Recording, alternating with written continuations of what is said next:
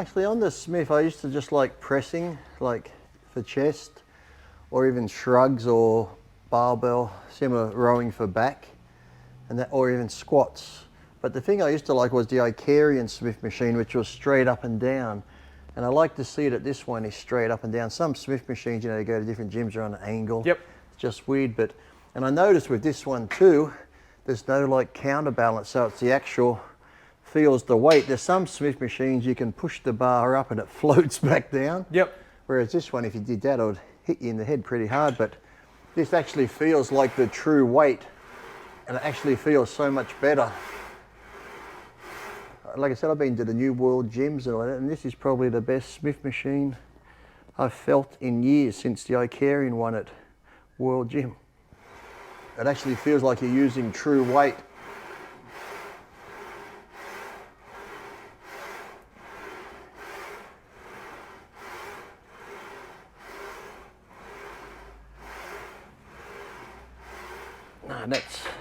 No, that's probably the best Smith style machine I've used in years.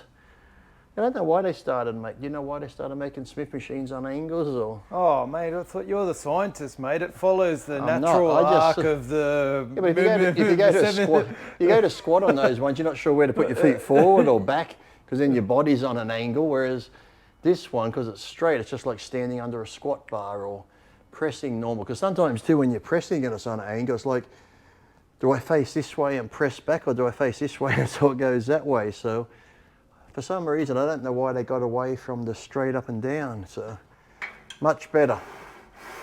And like I said, I've been using a lot of Smith machines every now and then, but this is probably the best one I've used in years.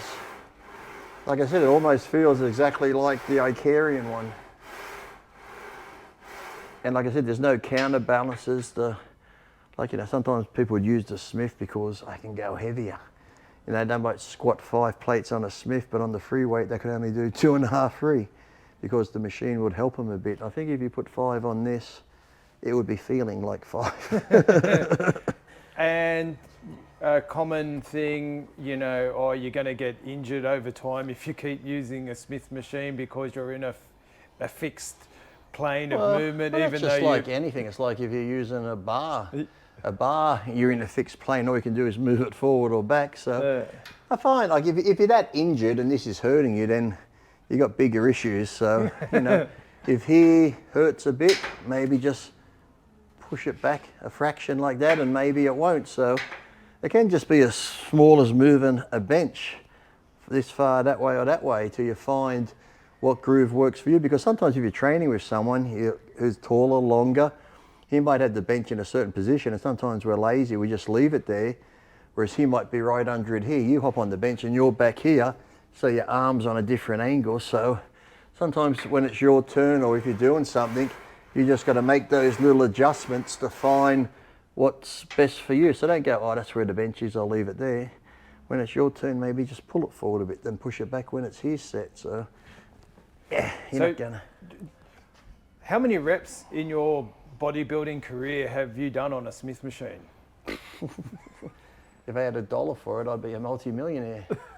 Easy. Have you ever been injured? Not on a Smith, no.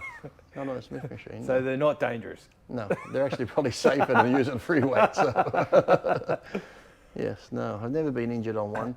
And the thing is too, you can't really cheat on them, so it's not like, you know, if you're benching, you can bounce it. Sure, you can bounce it, but, you know, it's not as bad as, you know, throwing shit around like people do willy-nilly with free weight. So that being a bit more controlled is a bit safer. And obviously probably people that did get injured on it, maybe they might have been using a bit too much weight. Well, I did see a guy once, he was actually my friend Mike Yablon and I, he's on Instagram, used to train for me, live with me. 5 Jacket Mike. 5 Jacket, that's him. We were doing Smith machine squats and this young kid wanted to join in. I think we had 6 plates, and when it was his go, I said, what do you want? He goes, I'll do the same. As soon as he unracked it and bent his knee, he went crashing down and got stuck under it, so we just walked away. Should we have helped him? Maybe, but he should have known his limits. It wasn't our job to help him at that point, so he tried to show off and paid the price. And did you say, oh, maybe just we'll take some weight off, or? Yeah, I said, you want to go low? He goes, no, I want to use the same. I went, okay. And once he unracked it and the knee bent.